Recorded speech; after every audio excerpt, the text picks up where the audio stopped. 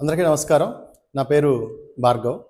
ఈరోజు కార్యక్రమంలో మనం చర్చించబోయే అంశం చాలా ఇంట్రెస్టింగ్ అంశం.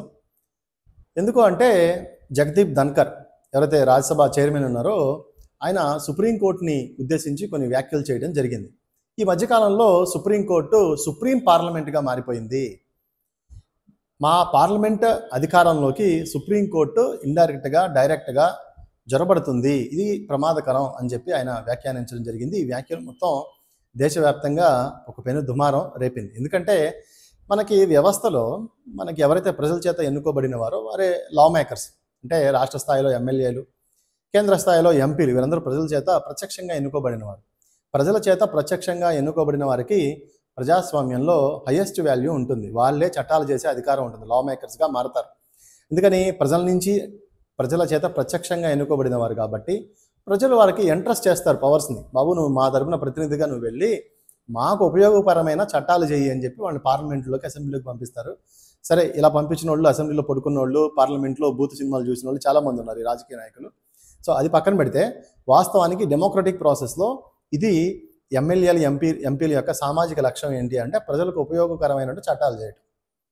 మరి కార్యనిర్వాహక వ్యవస్థ ఉంది కదా, అంటే ఐఏఎస్లు ఐపీఎస్లు చట్టాలు చేసినప్పుడు దాన్ని అమలు పరిచే బాడీ అయితే ఎగ్జిక్యూటివ్ బాడీ. ఇది కార్యనిర్వాహక శాఖ. ఐఏఎస్లు ఐపీఎస్లు వీళ్ళంతా గ్రౌండ్ లెవెల్లో ఆ చట్టాలను అమలు చేస్తారు. మరి పార్లమెంట్లో చేసిన చట్టాలు లేదా ఈ కార్యనిర్వహణ అంటే ఐఏఎస్లు ఐపీఎస్లు ఆ చట్టాన్ని ఇంప్లిమెంట్ చేసే క్రమంలో వచ్చే మార్పుల్ని, లేదా ఈ చట్టాలు రాజ్యాంగానికి ఏమన్నా, రాజ్యాంగం యొక్క ప్రిన్సిపల్స్కి ఏమైనా కొంత విరుద్ధంగా ఉంటే అప్పుడు కోర్టులు ఇంటర్ఫీర్ అవుతాయి. అవి కొన్ని సూచనలు చేస్తాయి. బాబు ఇది రాజ్యాంగానికి అనుగుణంగా ఈ చట్టం చేయలేదు కాబట్టి దీన్ని మరొకసారి పునర్సమీక్షించండి అని చెప్తాయి. ఇది కోర్టు యొక్క లక్ష్యం. కోర్టు ఖచ్చితంగా ఎమ్మెల్యేలు ఎంపీలు ఎవరైతే ఏ చట్టాలు చేస్తారో దానిలో ఏమైనా లోపాలు ఉన్నా, రాజ్యాంగ స్ఫూర్తికి ఫెడరల్ స్ఫూర్తికి విరుద్ధంగా ఉంటే ఖచ్చితంగా కోర్టులు ఇంటర్వ్యూన్ అవుతాయి. సరే, అసలు ఈయన ఎందుకు ఇలా వ్యాఖ్యానించారు అంటే తమిళనాడు మనకు తెలుసు కదా, స్టాలిన్ కొన్ని 12 లాస్ చేశారు, చట్టాలు చేశారు. దేని మీద? యూనివర్సిటీ వీసీలని గవర్నర్ అపాయింట్ చేయకూడదు, రాష్ట్ర ప్రభుత్వమే అపాయింట్ చేయాలనేది ఆయన ఉద్దేశం. ఆ బిల్లు తయారు చేసి గవర్నర్కి పంపించారు. ఆ గవర్నరు దాని మీద రవి, ఆయన governor, Tamil Nadu governor RN Ravi governor పంపించినప్పుడు ఆయన ఏం చేశారంటే ఆ బిల్లు మీద ఏమి యాక్ట్ చేయకుండా అలాగే కూర్చున్నారు. సో దీంతో ఆయన సుప్రీంకోర్టుకి వెళ్ళడం జరిగింది. సుప్రీంకోర్టు ఏం చెప్పింది అంటే గవర్నర్కి ఆ బిల్లు మీద ఏమీ సైన్ చేయకుండా, లేదు యాక్షన్ చేయకుండా అలా కూర్చోవడం తప్పు. ఎందుకనంటే వాళ్ళందరూ కూడా ప్రజల చేత ఎన్నుకోబడిన ఎమ్మెల్యేలు. సో వాళ్ళు చేసిన చట్టాలు ఏవైతే ఉన్నాయో ఖచ్చితంగా నెల నుంచి 3 నెలల లోపు నువ్వు తిప్పి పంపించాలి. నువ్వు ప్రెసిడెంట్కి పంపించాలన్నా, లేకపోతే సమీక్షించండి అని చెప్పి రాష్ట్ర ప్రభుత్వానికి పంపించినా, మళ్ళీ వాళ్ళు సమీక్షించి కనుక నీకు పంపిస్తే ఏదైనా సరే నెల నుంచి 3 నెలల లోపు ఆ బిల్లును నువ్వు చేయాల్సిందే. ప్రెసిడెంట్ కూడా నెల నుంచి 3 నెలలలోపు ఈ బిల్లుని చేయాల్సింది. ఒకవేళ చేయకపోతే deem it to be assent, అంటే ఏంటి, ఒప్పుకున్నాం, ఆ చట్టం పాస్ అయిపోయినట్టే అని చెప్పి సుప్రీంకోర్టు చెప్పింది. సో ఇప్పుడు రాజ్యసభ చైర్మన్ జగదీప్ ధన్కర్ గారు ఏమంటారంటే అసలు చట్టాలు చేసే అధికారం ఎవరికి ఉంది? ప్రజలు ఎవరికి ఇచ్చారు? ఎమ్మెల్యేలు ఎంపీలకు ఇచ్చారు. సో దీని మీద ఒక్కోసారి లేట్ అవ్వచ్చు, లేట్ కాకపోవచ్చు. ఈ చట్టాల వ్యవహారం అంతా కూడా పార్లమెంటుకి సంబంధించింది కదా.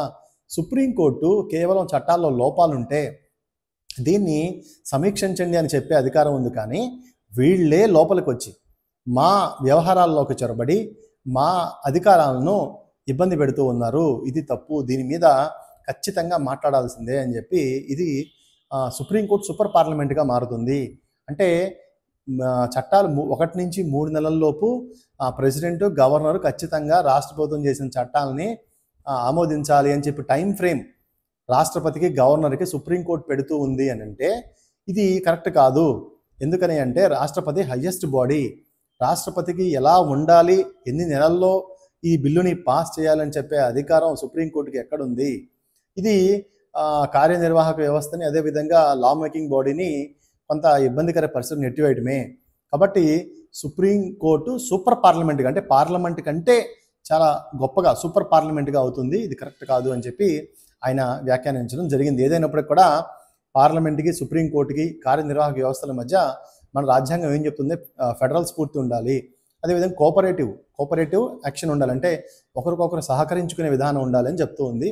ఏదైనప్పటికీ ఈ వ్యవహారం భవిష్యత్తులో ఎలా ఉంటుంది, ఎలా మలుపు తిరుగుతుందని మనం వేచి చూడాల్సిన అవసరం ఉంది. ఇది ఈరోజు వీడియో. మరొక మంచి వీడియోతో మళ్ళీ కలుసుకుందాం. అంతవరకు సెలవు. నమస్కారం.